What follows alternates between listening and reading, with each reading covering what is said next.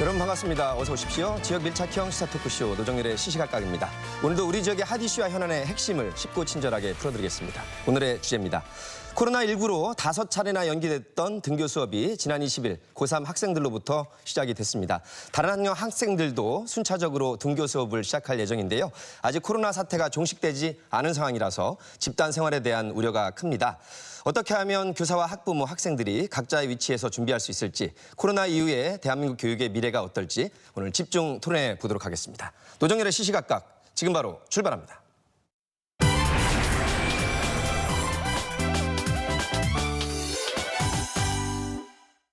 네, 지난 20일 고3 학생들부터 등교 수업이 시작됐고요. 이제 초등학교, 중학교, 또 고등학교 1, 2학년 학생들도 순차적으로 다음 달 6월 8일까지 등교 수업을 할 예정입니다. 감염에 대한 대비책은 잘 마련되어 있는지, 또 코로나19를 계기로 우리의 교육은 어떻게 바뀌어야 할지 이분들과 함께 말씀을 나눠보겠습니다. 충남고등학교 2학년 김민서 학생과 함께합니다. 안녕하세요. 반갑습니다. 대전 참교육학부모회 강영미 대표와 함께합니다. 안녕하세요. 반갑습니다. 어서 오십시오. 대전시 교육청 임창수 교육국장과 함께합니다. 안녕하세요. 반갑습니다. 한국교원대 컴퓨터교육과 송기상 교수와 함께합니다. 안녕하십니까. 어서 오십시오. 네 분의 좋은 말씀 기대를 하겠고요. 여러분들을 위해서 먼저 관련 영상으로 안내하겠습니다.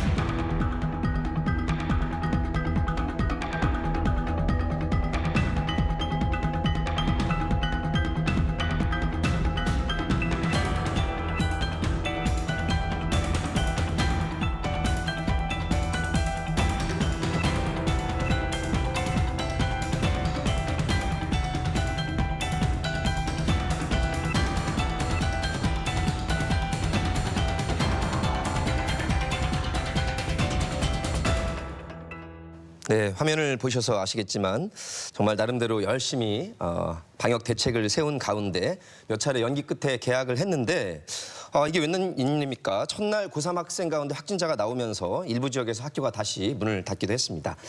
등교 후에 학생들이 잘 적응을 하고 있는지 여쭤보도록 하겠습니다. 임 교육국장님, 학교 현장 분위기는 어떨까요? 네, 많은 사람들의 관심과 우려 속에서 5월 20일 날 고3 학생들을 대상으로 이제 등교가 됐는데요. 평소 학교의 모습과는 달리 이색적이었다고 생각이 듭니다. 예. 왜냐하면 모든 학생들이 마스크를 쓰고 등교하는 모습도 그렇고요. 또 유도로를 따라서 열화상 카메라를 거쳐서 학생들이 질서정연하게 등교하는 모습도 그렇고, 또 선생님과 학생들이 만나면서 반갑고 고마움을 표시하면서도 각 일정한 거리를 유지하는 모습들도 평상시 모습과는 사뭇 달랐습니다. 예. 학교에서는 학생들의 안전한 생활을 위해서 어떤 시설물의 소독이라든가 학생들의 그 일일 하루에 2번 이상 발열 체크를 하거든요. 또한 그 손소독을 철저하게 할 수 있도록 지도도 하고, 또 수업이라든가 아니면 쉬는 시간, 급식 시간에도 일정한 거리를 유지하도록 요소에서 선생님들이 지도하기 때문에 비교적 안정적으로 학교의 생활이 생활 속에서 거리두기가 이루어지고 있었습니다. 예, 사실 저희가 수많은 매스컴을 통해서 또 사회적으로도 사회적 거리두기를 실천해온 상황이라 그래도 조금은 적응이 되어 가고 있는 것 같습니다. 김민수 학생은 고3 선배들을 통해서 또 직접 보고 들은 걸 통해서는 어떻다고 보시는지요? 네, 우선 다소의 불편함은 있다고 합니다. 마스크를 항상 쓰고 다녀야 하는 건 기본이고, 학교에 가면 정해진 등교 루트대로 등교를 해야 하며, 또 열화상 카메라로 체온을 측정하거나 정해진 장소에서 신발을 신는 등 교실에 입실하기 전에 해야 할 절차가 되게 많은 걸로 알고 있고요. 또 담임 선생님의 말씀에 따르면 공기청정기도 틀기 힘든 상황이며 또 급식을 실시하기 전에도 체온을 재고 발열 체크를 하는 등 급식을 하는데도 상당히 오랜 시간이 걸리는 것으로 알게 되었습니다. 예. 강유미 대표님. 집에서 아이들이 잘 보내고 있는지, 특히 이제 부모들 입장에서는 아직 끝난 게 아닌데 이렇게 순차적이라고는 하지만 등교를 해도 되는 것인지 걱정들이 많으신데요. 네, 우선 학부모들은 아이들의 안전이 최우선이기 때문에 등교에 대한 우려가 굉장히 많아요. 특히 저학년일수록 그런 우려가 더 큰데요. 그래서 등교보다는 1학기를 아예 온라인 수업으로 전환하는 게 어떤가 이런 의견이 굉장히 많았어요. 네. 그런데 또 그렇게 진행할 수 없는 그런 여의치 않는 가정들도 많고 또 여러 가지 입시나 여러 가지 상황을 고려해서 교육부가 등교를 결정했기 때문에 따를 수밖에 없는 입장이에요. 근데 지금 초중고에서 학부모들에게 등교 방식을 의견을 수렴하고 있거든요. 예. 그래서 매일 등교, 뭐 격주 등교, 요일별 등교 이런 식으로 이제 여러 가지 안이 문자로 오고요. 네. 거기서 이제 투표를 통해서 선택되는 방식으로 이루어질 예정이라서 그래도 좀 제일 안전한 방향으로 학부모들이 선택하고 지금 소통을 하고 있습니다. 예. 저희 집에서도 이렇게 안내 문자 와서 어떤 걸 했으면 좋겠냐고 네. 저한테 물어보길래 고위층 맘대로 하세요라고. 아니 근데 교육국장님 그러면 이렇게 학부모님들이 문자로 의견 주신 거를 취합해서 예. 뭐 역시 과반수로 하나요? 가장 많이 나온 걸로 하나요? 아무래도 그렇겠죠. 지금 말씀하신 대로 이제 구성원들의 이제 의견을 수렴해서 수업의 형태라든가 이런 부분들이 합니다. 예. 몇 가지 안들이 있으니까 그 안에서 그렇습니다. 예. 우리 학부모님들의 의견을 여쭙고 있는 것 같습니다. 방송 전에 우리 송 교수님 그 수업 준비하시는 과정 제가 옆에서 봤는데 벌써 이렇게 돼가고 있군요, 대학은. 그렇습니다. 이번 학기는 사실 저희가 모두 온라인 수업으로 지금 진행하고 있고요. 지금 뭐 중간 시험, 뭐 기말 시험 다들 준비하느라고 지금 바쁩니다. 근데 이제 그 어떤 수업 중에는 이런 그 온라인으로만 하기는 어려운 수업이 있습니다. 예를 들어서 실험이라든지 실기 수업은. 그래서 저희 학교 같은 경우는 5월 13일부터 3, 4학년부터 그다음에 5월 18일부터는 1, 2학년 다 포함해서 이제 면대면 수업을 저희가 하고 있는데요. 우리 교원대학교는 전국에서 학생들이 오기 때문에 기숙사 생활을 대부분 하고 있습니다. 그래서 1인 1실로 배정을 하고 그다음에 이제 또 학생 식당을 이용할 때도 반드시 발열 체크라든지 이런 것을 다 하게 되어 있고요. 그다음에 각 건물을 드나들 때에도 방역 지침을 따르도록 그렇게 저희가 지금 진행하고 있습니다. 예. 뭐 다른 대학교도 중요하겠지만 우리 훌륭한 교육자를 양성하는 우리 교원대에서 더욱더 각별히 신경을 써주시길 바라겠습니다. 네. 자, 27일부터 다른 학년도 이제 순차적으로 등교 수업을 하기로 돼 있는데 임 교육국장님 일정을 좀 짚어주시죠. 5월 27일에는 고등학교 2학년하고요. 중학교 3학년, 초등학교 1, 2학년과 유치원이 등교를 합니다. 예.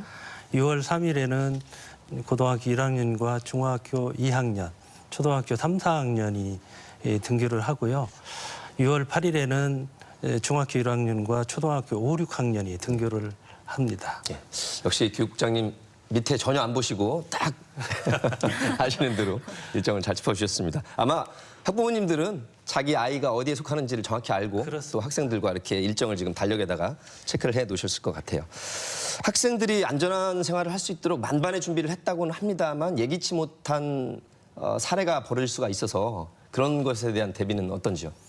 우선 학생들이 이제 매일 자기 자가진단 점검 시스템이 있습니다. 예. 그것을 통해서 학생들이 어떤 건강 상태라든가 또 해외 여행 경력이라든가 아니면은 동거 가족 중에서 어떤 그 접촉 사실이라든가 아니면 자기의 본인의 발열이라든가 의심 증상이 있으면은 표시하게 돼 있습니다. 예. 그런 학생들은 등교 중지를 하고 있고요. 자가격리를 합니다. 학생들이 이제 등교 시에 열화상 카메라로 이렇게 통과를 할 때 보면 이상 신호를 이렇게 보이는 학생들이 있어요. 예. 그러면 비접촉식 체온계를 통해서 이제 체크를 2번 정도 합니다. 그래서 거기에서 37도, 5도 이상이 되면 일시적 관찰실로 이동을 하고 예. 그 부분에 대해서 이제 어느 정도 코로나 관련돼서 문제를 한 다음에 119 구급대로 연락을 취해서 선별 진료소로 이제 이동 수송을 한 다음에 거기에서 진단과 검사를 안내하도록 이렇게 하고 있습니다. 예. 이제 수업 중이라든가 학교 생활 중에서 일어나면 수업 중에는 아마 이제 담당 교사가 되겠고요. 그렇지 않으면 이제 담임 교사가 될 텐데 그런 경우는 학생을 갖다가 상태를 보건교사에게 알리고 예. 그 의심 증상 학생이라든가 담당 교사라든가 아니면 담임 교사는 보건 마스크를 착용하고 일시적 관찰실로 이동한 다음에 그 후에 일정은 119 구급대로 하는데 동일하게 이렇게 진행이 됩니다. 이런 일은 있어서는 안 되겠지만 혹시 이제 확진자가 발생된 경우에는 정말 생각하기도 싫습니다. 그런 경우가 발생하면 학생이나 모든 교직원들이 보건 마스크가 있어요. 비축용이 있기 때문에 그것을 착용하고 일단 귀가를 합니다. 그러고 이제 저희들 보건당국이라든가 이런 데 연락을 하고 저희들도 학교는 교육청이라든가 저희들은 이제 교육부하고 유기적으로 연락해서 상황의 대처를 이제 종합적으로 점검을 하고요. 대면 수업이 이제 원격 수업 형태로 이제 전환이 되겠죠. 또 확진자의 어떤 동선을 체크를 한 다음에 그 동선상에 있는 시설물은 제한적으로 사용이 좀 제한이 되고요. 전문 그 기관을 통해서 네. 모든 시설물의 소독이 철저하게 이루어집니다. 임 국장님도 아마 교육계에 들어오신 다음에 이런 사태는 처음 접하시는 일이라 아마 모든 대한민국의 교육계 인적 물적 자원을 총 집중해서 지금 대비를 하신 것 같습니다. 이런 코로나 같이 이렇게 강력한 이런 그 감염병은 처음이었고요. 사스와 메르스를 저희가 거쳤지만 거쳤어요. 예, 이렇게 강력한 대책은 처음인 것 같고 학부모님들 가운데서도 등교에 찬성하는 입장 또 반대하는 입장들로 조금 갈리기도 했는데 가장 우려하는 점은 어떤 점일까요? 아무래도 가장 우려되는 건 아이들 안전인데요. 지금 등교 수업 대비 방역 준비 지침이 철저히 마련돼 있지만 현실적으로 좀 어려운 부분이 많이 있는 것 같아요. 예를 들면 뭐 날씨가 지금 너무 더워지는데 아침부터 오후까지 계속 마스크를 쓰고 있는 것이 예. 굉장히 어려울 것 같고 그리고 또 아이들이 반갑다 보니까 오랜만에 만나서 반가움의 표시로 이렇게 악수도 하고 포옹도 하고 특히 저학년 같은 경우에는 모여서 놀잖아요. 그래서 사실상 거리두기가 불가능하다고 보거든요. 그리고 또 감염 의심 학생이나 교직원이 발생할 경우에 그 보건교사가 이제 많은 역할을 하게 되는데 작년에 전국 초중고랑 특수학교를 조사해봤더니 보건교사 배치율이 84%였어요. 예. 그래서 이 비율을 보면은 5군데 중에 한 곳에는 보조교사가 없는 거고요. 광역 단위가 아닌 충청, 경상, 제주 뭐 이런 곳 등은 보건교사 배치율 60%밖에 되지 않는다고 해요. 그래서 보건교사가 사실상 학교에서 이제 모든 거를 방역 책임자로 역할을 해야 되는데 이 보건교사가 없는 곳은 어떡하나 이런 우려가 걱정이 많이 됩니다. 네. 자 지금 이 우리 강영미 대표님의 예. 요 걱정 어떻게 보시나요? 저희 대전시 교육청은요 41명의 보건 인력을 전원 배치했습니다. 따라서 초중고 모든 학교에 지금 보건 인력은 다 배치가 돼 있고요. 지금 학생들이 등교를 하면 학교에서는 사실은 학생들에 대한 지도에 따라서 손길이 많이 필요합니다. 그래서 어떤 생활 지도라든가 방역 물품 지원 인력이라든가 지금 말씀하신 대로 보건 인력이라든가 아니면 급식실에서 인력도 상당히 필요합니다. 그런 인력에 활용할 수 있도록 저희들이 예산을 한 37억 정도 편성을 해서 대전시 교육청 말씀이시고요. 그렇습니다. 네. 그래서 학교 현장으로 지원을 하였습니다. 우리 충남교육청과 세종시교육청도 같은 조치가 있습니까? 아마 지원하지 않을까 싶습니다. 알겠습니다. 이 정도로 하고요. 김민수 학생이 고2가 27일부터 등교를 하게 되는데 어떤 걱정이 있을까요? 우선 집이라는 갇혀있는 공간에서 벗어나서 학교에 간다는 것 자체로는 의의가 있다고 생각합니다만 여러 가지 불편함을 감수해야 하고 또 그런 불편함 속에서 몇몇 친구들이 일타령일을 하지 않을까 약간 우려도 있습니다. 일탈이라 하면 마스크를 벗고 뭐 화장실에서 수다를 떤다거나 부둥켜 앉는다거나 그런 장난들.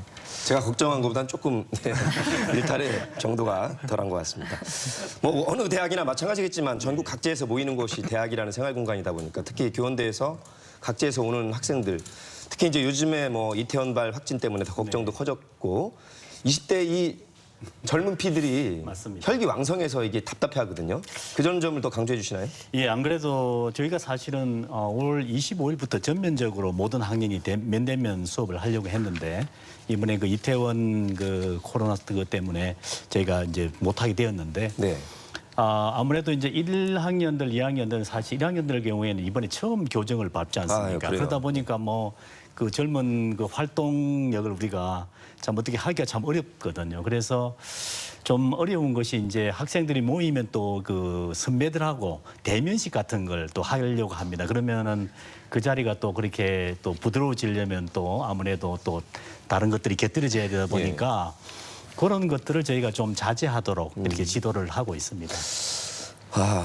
자제 정도가 아니라 거의 금지 수준으로, 왜냐하면 맞습니다. 모르는 거니까요. 네, 네. 예, 조금 답답하더라도 지금 이게 다른 나라 사례 같은 경우에는 사망자도 굉장히 많기 때문에 생명과 안전에 관한 문제라서 그렇습니다. 우리 젊은 대학생들도 각별히 유념해 주시길 바라겠습니다.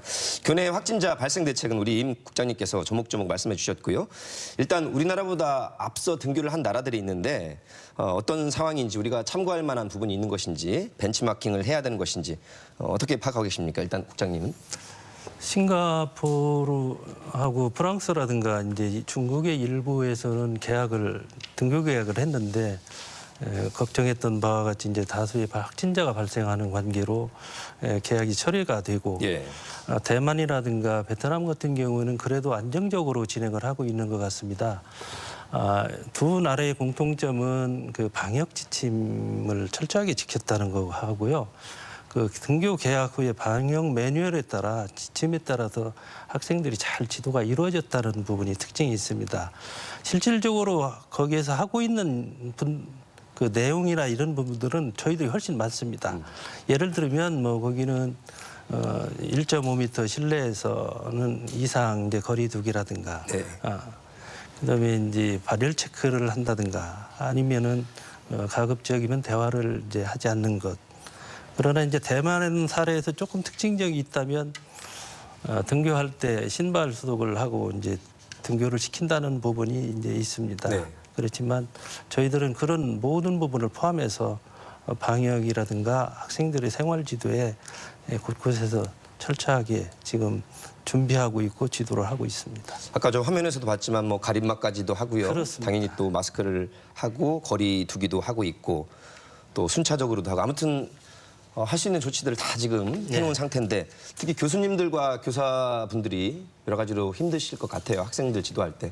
그렇습니다. 아무래도 이제 특히 그 교수님들 가운데 이제 면대면 수업을 해야 되는 그런 경우에는 교수님들 같은 경우는 계속 마스크를 쓰고 예를 들어서 뭐 몇 시간을 계속 하다 보면 아까 우리 학부모님도 말씀하셨는데 상당히 어렵거든요. 네. 네, 그런 어려움도 있고 또 어쩔 수 없이 이렇게 또 접촉이 이루어져야 되는 그런 부분도 있기 때문에 어쨌든 그 모든 순간에 제일 안전을 위주로 수업을 하시고 또 지도를 하시도록 그렇게 권고하고 있습니다. 예. 특히 이제 초등학교 저학년 같은 경우에는 급식이나 생활안전 지도에 더 세심한 신경을 써야 되는데, 네. 아까 우리 국장님 말씀으로는 대전시 차원에서는 지금 보건교사들이 다 계시고요. 네. 그것 말고도 생활안전 지원에 대해서 많이 지금 신경을 쓰시고 계시죠? 학부모에서도.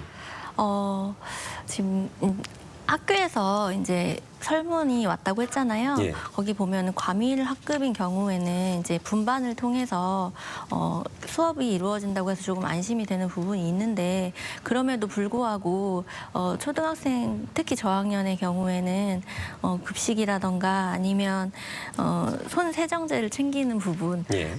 거리두기를 하는 부분, 화장실을 가는 부분, 이런 것들을 담임교사 혼자 감당하기에 굉장히 어려움이 많을 것 같아요.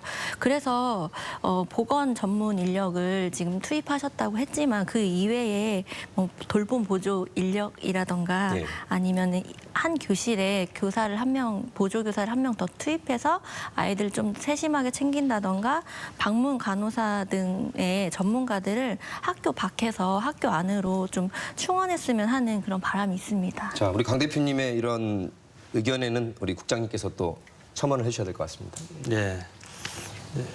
저희들이 이제 학교 안으로 들어가 보면 그 학생들의 생활 지도라든가 아니면 지금 얘기한 대로 방역 물품의 어떤 지도라든가 보건 인력이라든가 급식의 인력 지원도 많이 있거든요. 지금 돌봄의 문제는 이제 초등학교 유치원의 돌봄 문제도 있고요. 그런 부분에 대해서는 학교에서 저희들이 이제 예산을 이제 보내드리고요.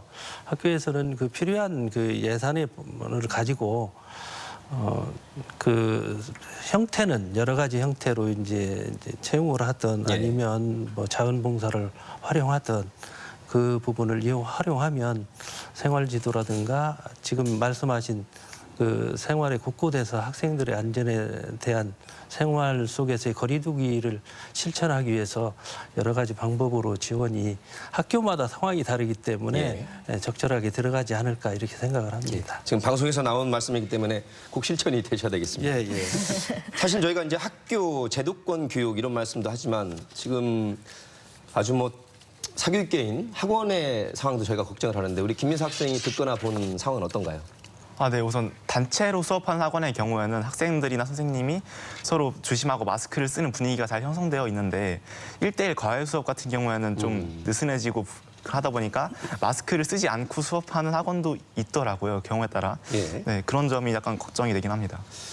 자, 우리 교육청에서는 또 우리 학교뿐만 아니라 학원도 또 관할 대상이라서 네, 그렇습니다. 어떤 지도와 감독이 있나요? 지금 말씀하신 대로 현재는 저희들은 초기의 단계에서는 저희들이 이제 금지하도록 했습니다. 그러나 이제 시간이 길어지면서 학원도 이제 그 경제적인 문제가 있기 때문에 저희들도 이제 등교 계약이 이루어지고 그래서 지금 말씀하신 대로 거리두기라든가 아니면 방역이라든가 이런 조치 수업을 할 때는 철저하게 마스크를 착용하고 이루어지고 있는데 지금 학생의 말을 들어보니까 일부 학원이라든가 이런 부분에 대해서는 좀 1:1 대면 수업. 이번에 인천 강사발 물론 이태원에서 옮겨오신 분인데 그분으로 인해서 한 26분 가운데 확진자가 발생한 이유가 뭐 보습학원 또 개인 과외 이 상황에서 번진 것으로 지금 확인이 돼서 각별히 좀 더 신경을 써주시길 바라고 오늘 어쩌다 보니까 임 국장님에 대한 질의응답 시간으로 됐는데 공직자로서 책임을 다해 주시길 바라겠습니다. 자, 개학 연기에 따른 학사 일정 걱정들을 많이 합니다. 특히 고3 학생들은 등교하자마자 또 다음 날 첫 모의고사를 올해 치르기도 했는데 학사 일정과 대입 일정은 차질이 없을지 먼저 교수님께 한번 여쭤보겠습니다.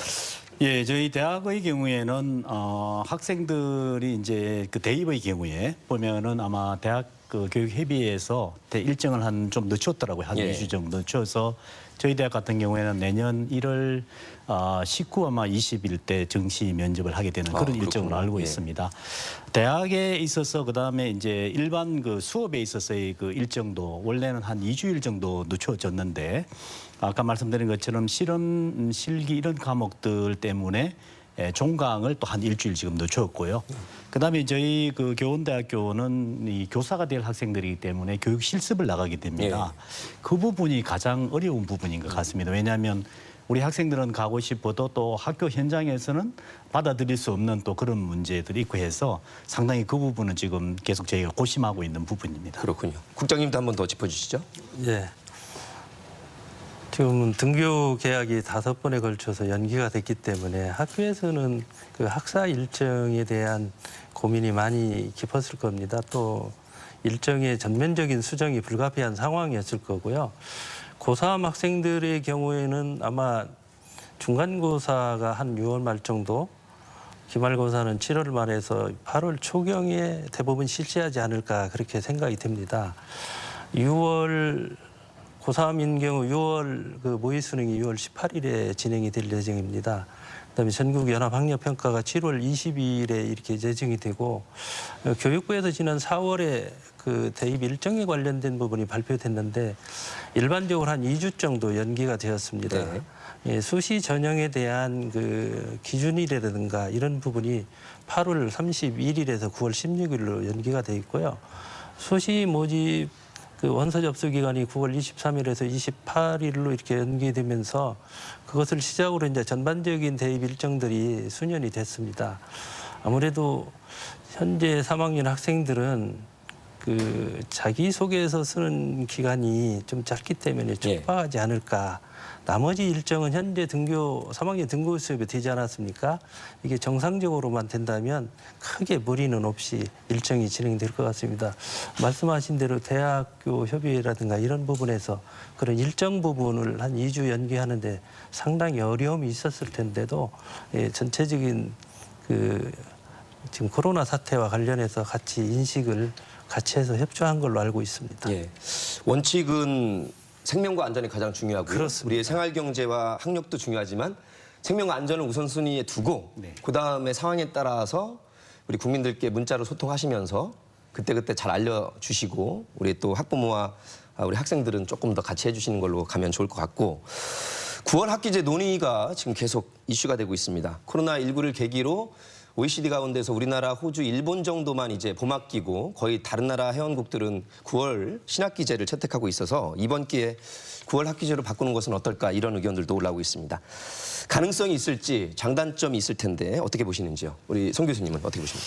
예, 사실 이 9월 신학기제라는 것은 이제 9월 달부터 신학년을 시작한다는 거죠. 예, 그래서 이 문제는 제가 알고 있기로는 아마 1997년부터 그 대통령 직속 교육계획위원회에서 논의가 시작돼가지고 거의 한 3번 정도 논의가 이미 되다가 지금 계속 진행이 안 되고 있는 부분이거든요. 왜냐하면은 보통 우리가 이제 9월 신학기제를 해야 된다는 데는 장점을 많이 이야기하는데 그 장점이라는 것이 말씀하신 것처럼 일본, 호주를 제외하고 다른 나라들도 다 9월 신학년제를 갖고 있으니 우리도 맞추자 이런 얘기인데 사실 과거에 보면은 해외 유학을 간 학생들의 경우에 그 이제 공부를 시작하는 텀이 이렇게 손실이 없도록 하는 그런 취지가 강했고요. 예.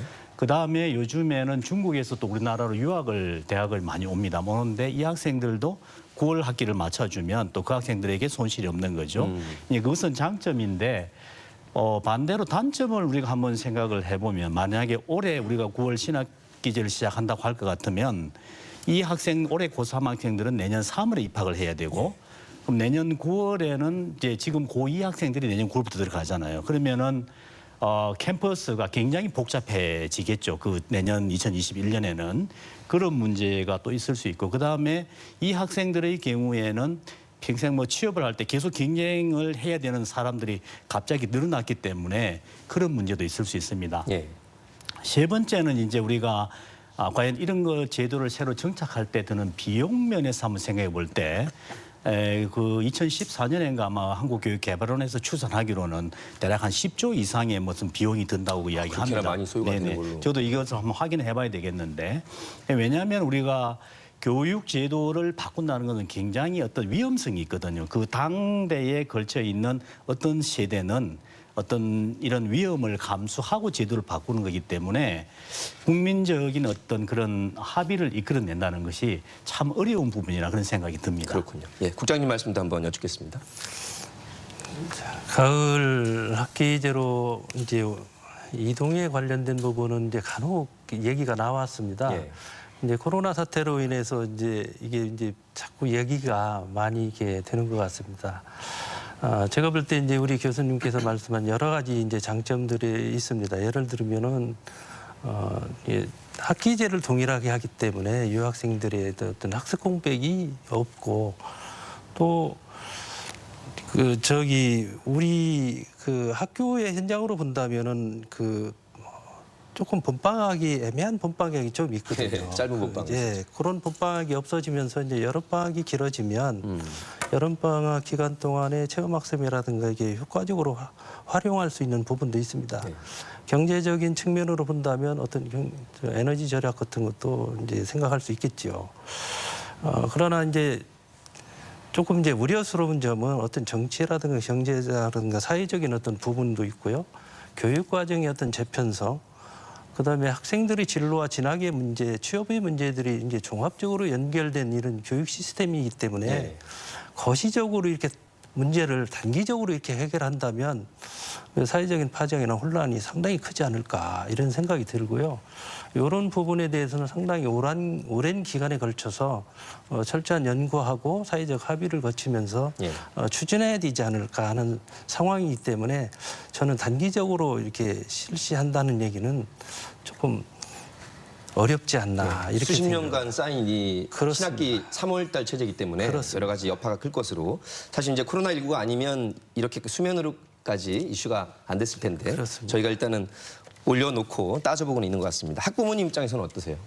네, 지금 3월부터 이루어졌어야 하는 교육 과정이 지금 3개월이 지난 6월 달부터 시작하게 되는 거잖아요. 특히 입시를 앞둔 학생들은 수시 전형이 9월부터 시작이 되는데 그러면 실제로 고등학교 과정을 9월 이전에 좀 맞춰야 되는 부분이 있어요. 수시 때문에. 그러면은 수시 전형 때문에 수행 평가하고 모의고사, 지필 시험 이런 거를 계속해서 촘촘히 치러야 하는데 이게 학생들한테 너무 가혹하고 힘든 과정이 아닌가 이런 걱정이 굉장히 들고요.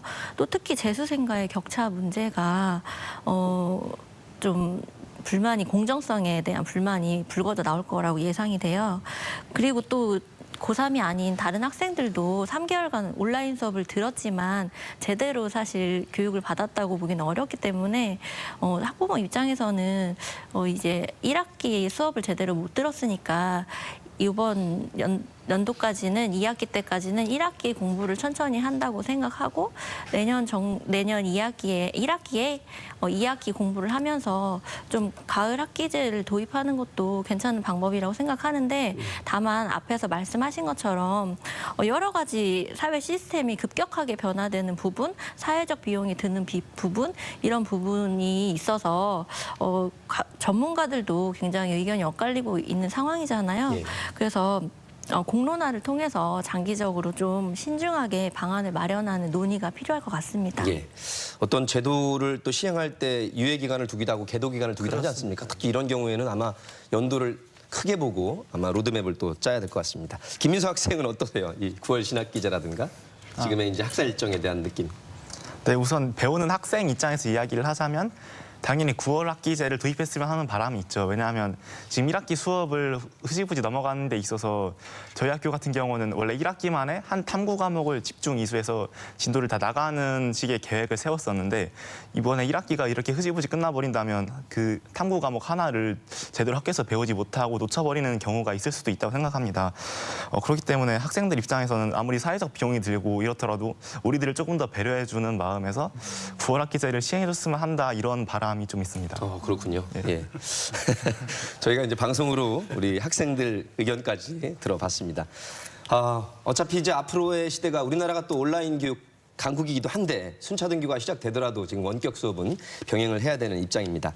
현재 어떻게 진행되고 있나요, 우리 교수님? 예. 저희 대학은 아까 제가 좀 전에 이게 방송 시작하기 전에 사실 그 사이버 시스템을 통해 가지고 시험 문제를 이제 보냈는데 예, 학생들한테 나타나지 않았다고 연락이 와가지고 다시 좀 수정을 하고 있습니다. 대학에서 지금 이루어지고 있는 원격 수업의 형태는 크게 두 가지인 것 같습니다. 하나는 쌍방향 이런 화상 수업 형태를 이용해 가지고 교수님들이 학생들의 어떤 발표를 유도하고 이렇게 수업을 이끄시는 것하고 그다음에 콘텐츠를 일정 시간 이상 예를 들어서 지금 교육부에서는 25분 그러니까 50분 수업의 경우에 25분 정도의 콘텐츠를 먼저 만들어 올려 가지고 학생들이 보게 하고 나머지 25분은 이제 그것을 바탕으로 이렇게 토론이 이루어지도록 하는 그런 수업의 형태를 지금 보통 하고 있는데요. 네.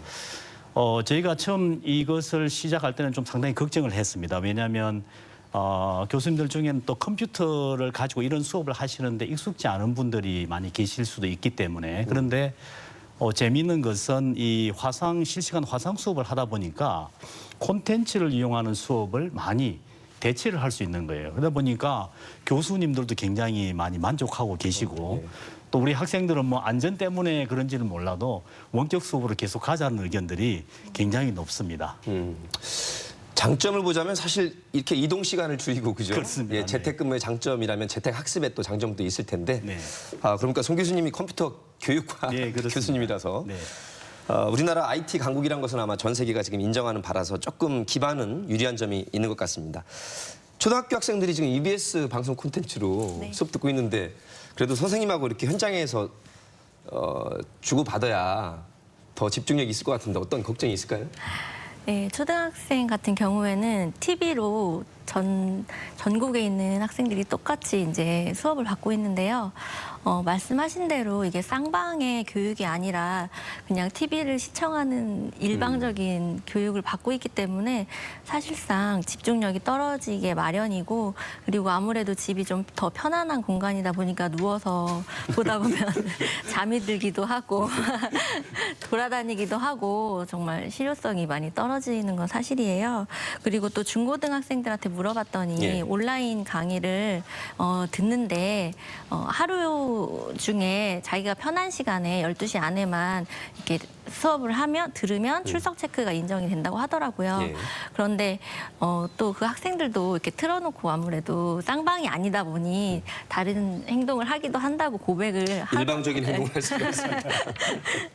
그렇게 들었어요. 그래서 앞으로 그 원격 수업에 있어서 쌍방으로 소통할 수 있는 그런 방향을 좀 더 모색해야 될 것 같습니다.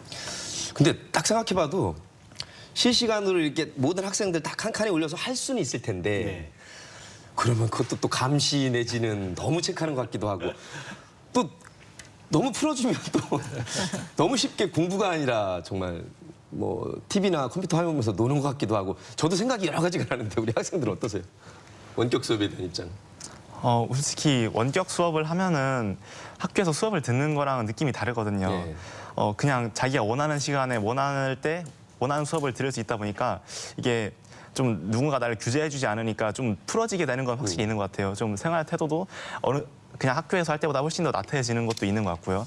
그래서 아무래도 공부에 좀 더 집중하기 위해서는 학교에서 수업을 들어야 하는 게 맞지 않나 이렇게 생각합니다. 근데 거기서 갈라지는 것 같아요. 그걸 보고도 끝까지 집중을 하는 학생이 있고 야 이거 화면이 또 컴퓨터 보면서 조금 이제 풀어지는 경우도 있는데 맞아요. 각자가 알아서 또 체크를 하시길 바라겠습니다. 중고등학교, 대학 원격 수업 많이들 교육계에서도 지금 관심을 갖고 준비를 하고 계실 텐데 어떤 점을 가장 주안점을 두시나요? 사실 코로나 사태와 같은 상황이 있었을 때 온라인 수업이 없었으면 어떻게 됐을까. 참 온라인 수업이 어떻게 보면 이기면서 기회다 하는 예. 부분이 있습니다. 그런 점에서는 아주 강력한 장점이 있죠. 예. 그러나 이제 원격 수업이라는 부분이 또 한계도 분명히 있습니다. 예를 들어 사람이라는 건 서로 만나서 감정의 교류가 이루어지면서 성장도 하고 또 학생들 간의 갈등도 성장의 조건이거든요. 그런 부분에서는 좀 약한 점이 있습니다. 저희들은 이제 초기에 이렇게 보니까요. 쌍방향 지금 교수님 말씀하신 대로 쌍방향 실시간으로 이루어지는 수업하고 이게 이제 생소하지 않습니까? 초유의 사태이다 보니. 근데 콘텐츠를 중심으로 하는 수업하고 이제 과제형 중심 수업으로 이제 크게 이렇게 나눠지더라고요. 초기에는 이제 좀 선생님들도 이제 처음이다 보고 장비도 좀 부족하고 하니까 이제 그 실시간 쌍방향 수업보다는 콘텐츠하고 과제 중심형 수업으로 이루어진 것은 사실입니다. 예. 그러나 저희들이 이제 그 장비라든가 이런 부분을 모든 학교에 600만 원씩 선제적으로 지원을 해줬어요. 예.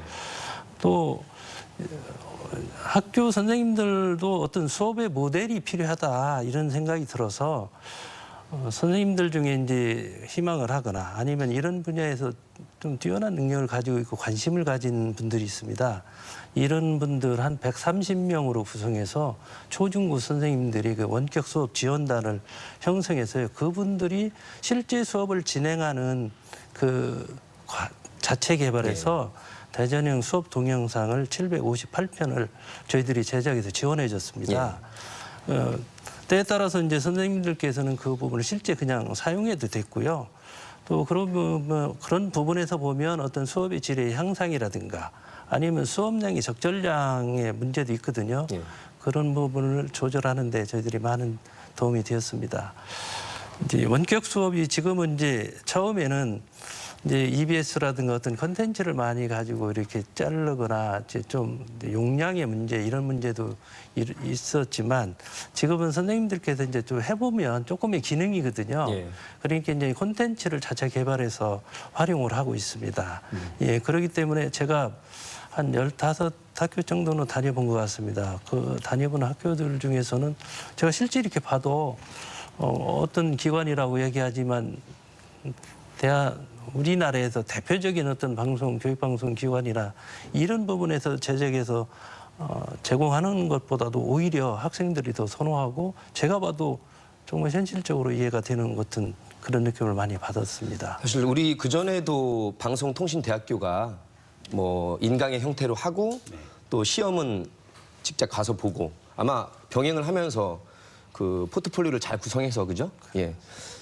실제로 그동안에도 인터넷 강의를 통해서 많은 학습이 이루어졌고 본인의 실력을 쌓은 다음에 또 현장에서 시험을 보는 사례가 있었기 때문에 참고할 사례가 많이 쌓여가고 있는 것 같습니다. 이 와중에 이제 에듀테크라는 말이 코로나19를 계기로 또 수면 위로 부상을 하고 있습니다. 송 교수님, 에듀테크라는 이 개념이 무엇이고 현재 상황 또 앞으로 발전하려면 어떤 것들이 필요할지 핵심을 좀 짚어주시죠. 네. 에듀테크는 그 단어 자체가 에듀케이션하고 기술의 테크놀로지 앞에 자를 붙여가지고 에듀텍이라고 부르거든요. 예. 그런데 사실은 이 컴퓨터가 발전해 오면서 이 컴퓨터를 교육에 이용하려고 하는 노력은 거의 뭐 1960년대 후반부터 사실 지속적으로 되어 왔습니다. 그리고 우리나라의 경우에는 김대중 정부 들어서 가지고 그때 ICT를 학교에 보급하면서 폭발적으로 사실 컴퓨터가 보급되고 또 인터넷이 보급되면서 지금도 아마 전 세계적으로 우리나라만큼 ICT 인프라가 잘 갖춰져 있는 나라가 드물다고 이렇게 인식을 하고 있거든요. 네.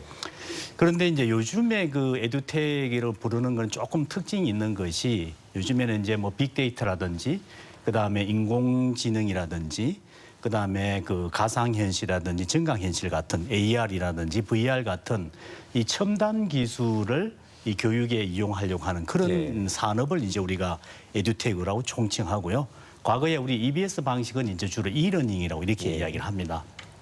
그런데 이것을 이제 이번 코로나 사태를 계기로 좀 더 어떻게 발전을 해볼까를 지금 생각을 하고 있는데 사실 교육 시스템에 이런 것들이 들어와 가지고 교육 체제를 바꾸는 거는 굉장히 쉽지 않습니다. 왜 그러냐면 이런 코로나 사태 때문에 사실은 모든 학교가 이번에 화상회의 기반의 어떤 수업도 해보고 그다음에 콘텐츠를 이용해서 수업하는 것을 학부모님들도 보시고 학교도 해보고 하면서 또 대학도 마찬가지고요.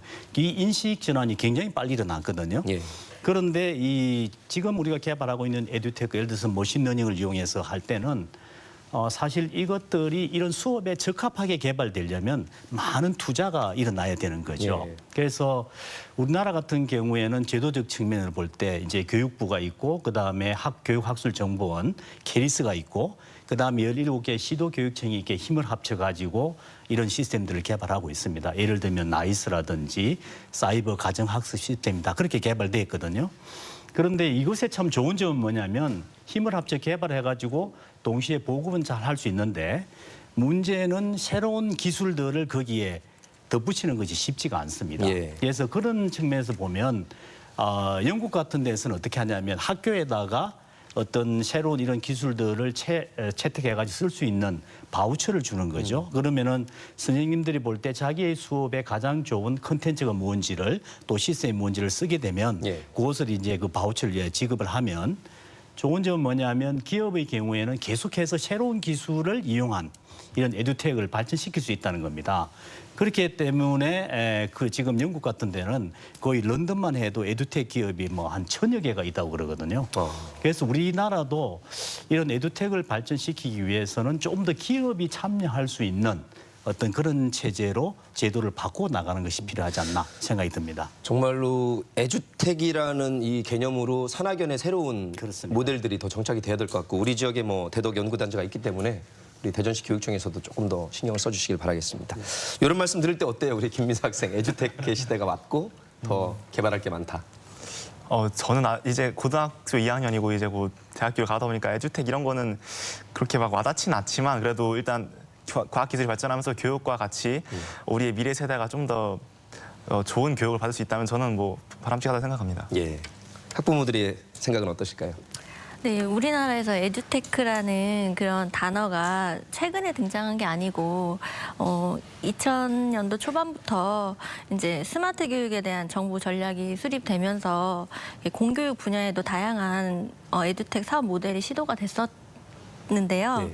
그런데 이제 아쉬운 점은 좀 공교육 환경이 좀 보수적이다 보니까 기존의 틀을 벗어나지는 못해서 발전 속도가 좀 더뎠다고 생각이 들고 그로 인해서 좀 원격 수업 인프라나 경험이 부족했다고 느껴졌어요. 그래서 이번에 온라인 계약을 하면서 접속도 잘 안 되고 서버가 불안정하고 좀 많은 불편함을 겪었잖아요. 그래서 앞으로 이제 코로나19 사태 이후에 원격 수업의 시대가 이제 열린 만큼 그 기술적 발전 측면에서 정부의 좀 전폭적인 관심과 지원이 필요할 것 같고요. 네. 또 내용적인 측면으로는 앞으로 미래 교육을 준비하면서 원격 수업의 한계가 지식 전달밖에 되지 않는 것이었는데 이번에 특히 놓쳤던 아이들의 전인 교육을 원격 수업을 통해서 어떻게 책임질 것인가에 대한 깊은 성찰이 좀 필요할 것 같습니다. 예.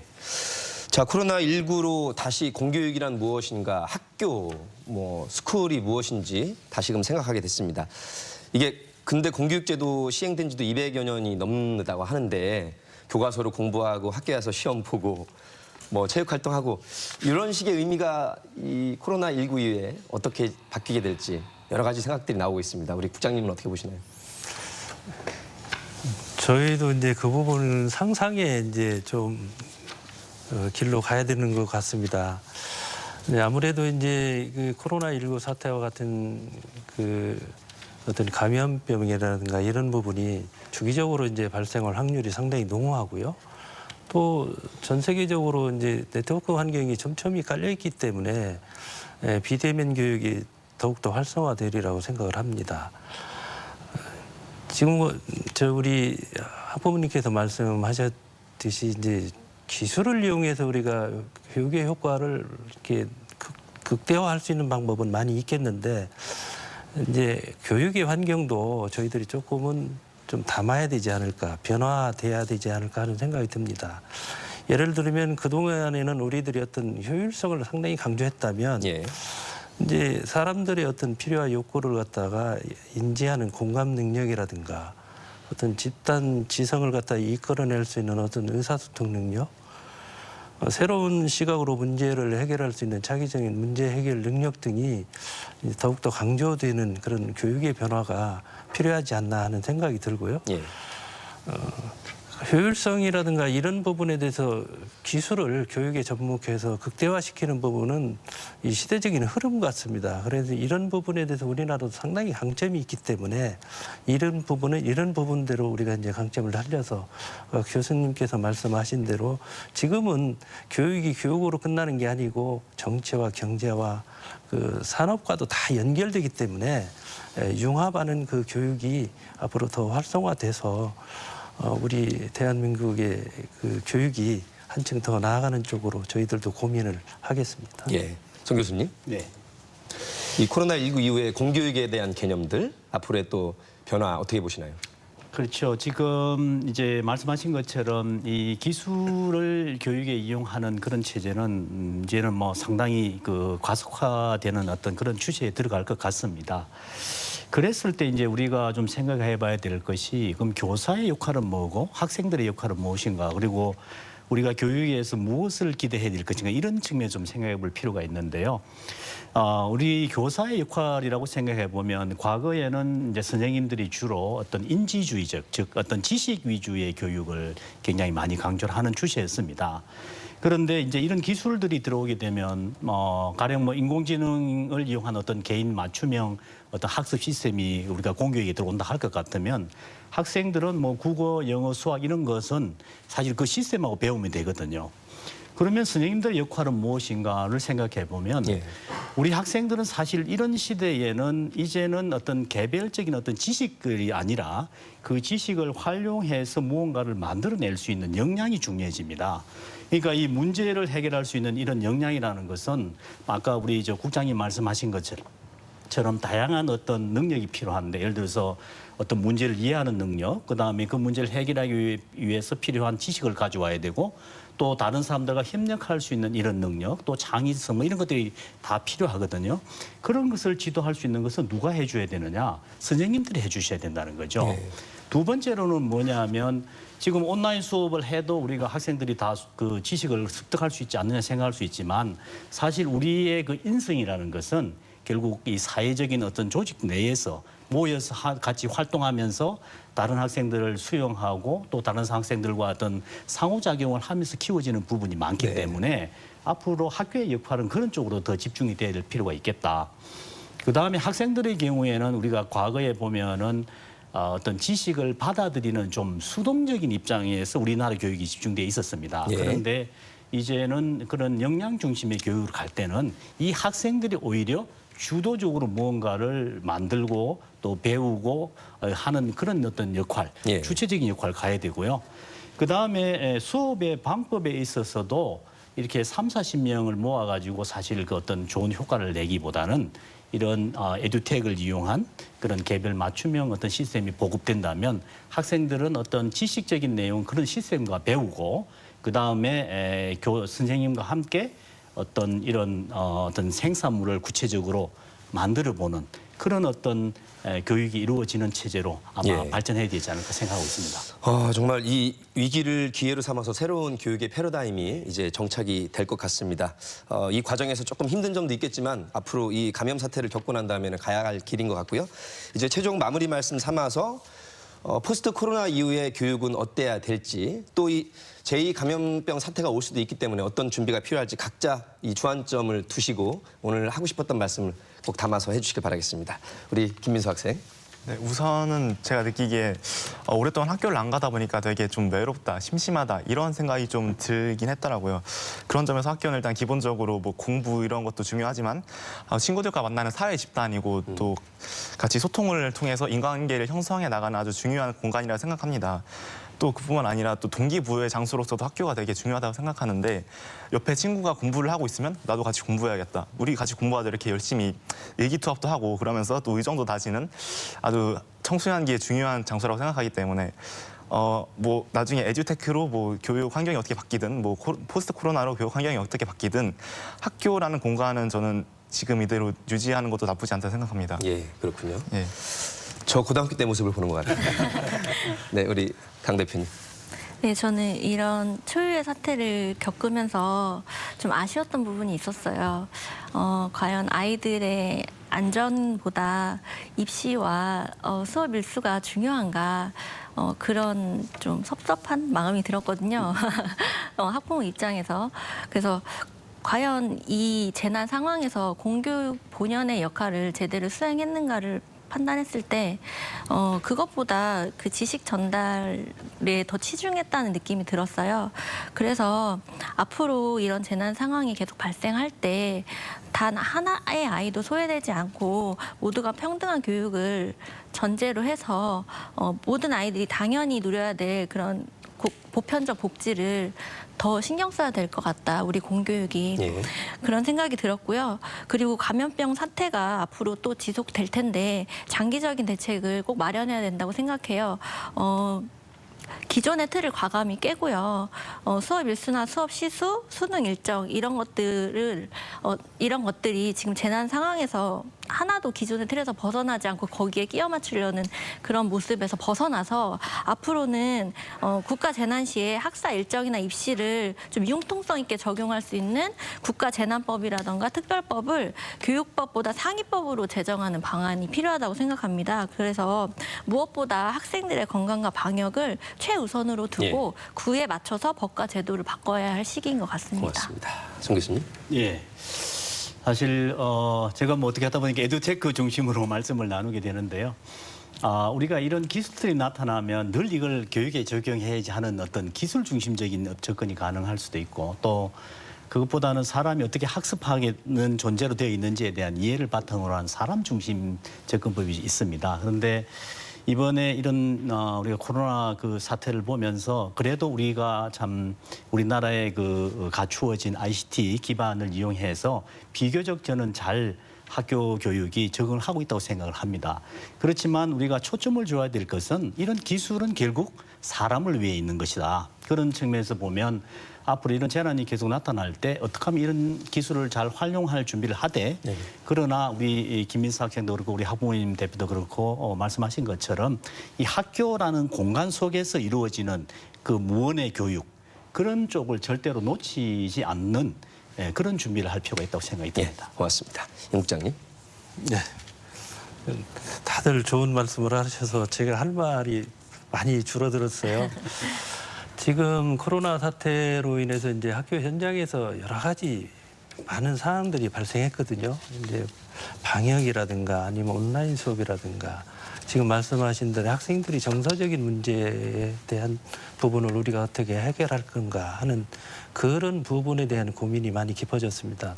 또 느끼는 것도 많고 초기에는 온라인 수업이 어떤 형태에서 조금 접속의 오류라든가 아니면은 용량에 감당하지 못해서 있었던 부분이 있었지만 정말 이 거대한 대한민국의 전체가 짧은 기간 내에 이렇게 안정적으로 한 것은 그래도 학교 현장에서 있었던 선생님들이 노력의 결과로 저는 봅니다. 예.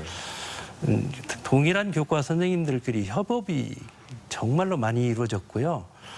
초등학교 같은 경우는 학년 단위로 선생님들이 협업이 이루어져서 굉장히 친하고 서로 교재라든가 자체 개발하기 위해서 많은 노력이 이루어졌기 때문에 그런 면으로는 상당히 긍정적으로 봅니다. 지금까지 했던 방역이라든가 어떤 온라인 지원에 관련된 어떤 여러 가지 방안이라든가 아니면 생활 속의 거리 두기라든가 이런 부분을 이제 저희들이 면밀히 이렇게 살펴봐서요. 그런 부분들을 이제 새로운 어떤 표준으로 저희들이 설정하고 앞으로도 얼마든지 오기 때문에 제가 볼 때는 5년 주기 뭐 10년 주기 이렇게 오는 것 같습니다. 예. 또 바이러스라든가 이런 부분도 진화를 하기 때문에 전문가들에 의하면 올 겨울이나 이런 때 뭐 다시 온다고 하는데 그랬을 때 이 감염력도 훨씬 더 강할 거고요. 또 독성이 강해서 치사율도 높으리라고 생각을 합니다. 지금 저희들이 가지고 있는 이 콘텐츠라든가 온라인 수업의 이런 부분들이 그럴 때 슬기롭게 헤쳐나갈 수 있는 어떤 수업의 방법이 되기도 하고요. 가능하다면 현재의 저희들은 밀도를 낮추는 것도 학생들의 밀도를 낮추는 것도 상당히 중요하기 때문에 온라인 수업과 대면 수업이 혼합해서 예. 사용되거나 아니면 병행해서 사용돼서 학교 현장에서 코로나19 확진자가 한 사람도 나오지 않는 그런 안전한 학교가 되기를 간절히 희망합니다. 예, 그 어느 때보다 교육적인 시간이었던 것 같습니다. K-에듀, 대한민국 K-교육이 또 전 세계 모범이 되길 바라면서 지식 강국을 넘어서 지혜로운 행복 국가를 만드는데 다 함께 동참해 주셨으면 고맙겠습니다. 오늘 네 분의 귀한 말씀 잘 들었고요. 노정열의 시시각각 오늘은 여기까지 함께 해주셨습니다. 다음 시간에 찾아뵙겠습니다. 고맙습니다.